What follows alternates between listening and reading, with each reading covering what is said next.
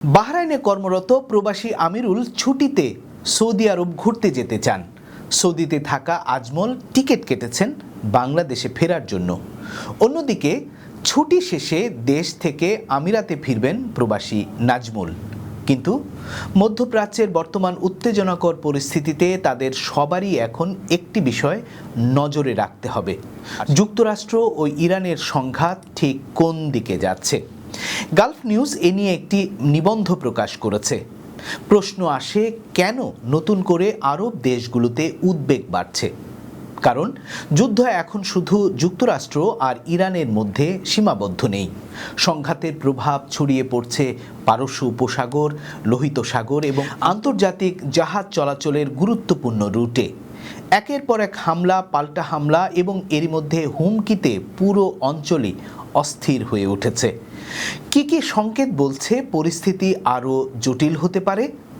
সবচেয়ে বড় সংকেত হলো টানা 12 দিন ধরে যুক্তরাষ্ট্র ইরানের সামরিক স্থাপনা লক্ষ্য করে হামলা চালিয়ে যাচ্ছে। এর জবাবে ইরান চোখের বদলে চোখ নীতিতে প্রতিশোধের ঘোষণা দিয়েছে। একই সময়ে ইরান সমর্থিত হুতি বিদ্রোহীরা লোহিত সাগরে 2টি বাণিজ্যিক জাহাজে হামলার দায় স্বীকার করেছে। কুয়েত জানিয়েছে তাদের আকাশ প্রতিরক্ষা ব্যবস্থা একাধিক ড্রোন ভূপাতিত করেছে। কিছুদিন আগেও কুয়েতে তেল আর পানি শোধনাগারে হামলা করেছে ইরান। অর্থাৎ সংঘাতের প্রভাব এখন প্রতিবেশী উপসাগরীয় দেশগুলোতেও দৃশ্যমান। আমিরাত ও গালফ দেশগুলোতে পরিস্থিতি এখন কেমন? ইরান আমেরিকা শান্তি চুক্তির পর এখন পর্যন্ত সৌদি আরব ও আরব আমিরাতে সরাসরি কোনো হামলা হয়নি।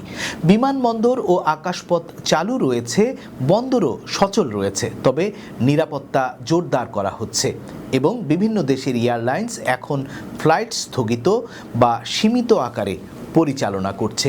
অনেক যাত্রীর ফ্লাইট রিশিডিউল বা বাতিল হচ্ছে।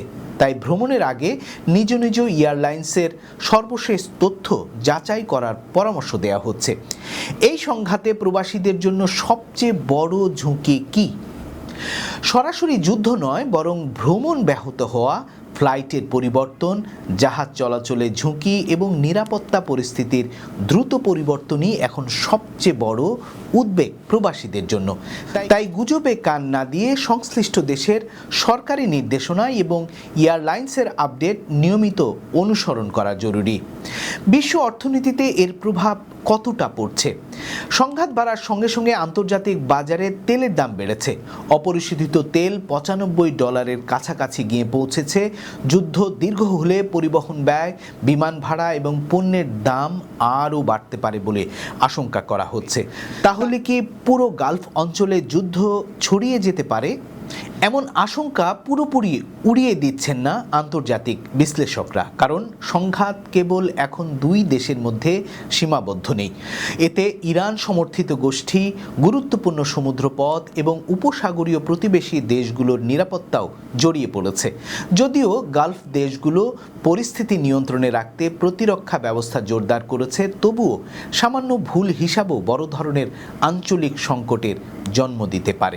তাই মধ্যপ্রাচ্যে থাকা বা এই অঞ্চলে ভ্রমণের পরিকল্পনা করছেন যেসব প্রবাসী বাংলাদেশি, এখন তাদের জন্য গুরুত্বপূর্ণ বিষয় হচ্ছে সরকারি নির্দেশনা অনুসরণ করা, ফ্লাইটের সর্বশেষ অবস্থা যাচাই রাখা এবং সামাজিক যোগাযোগ মাধ্যমের গুজব এড়িয়ে চলা।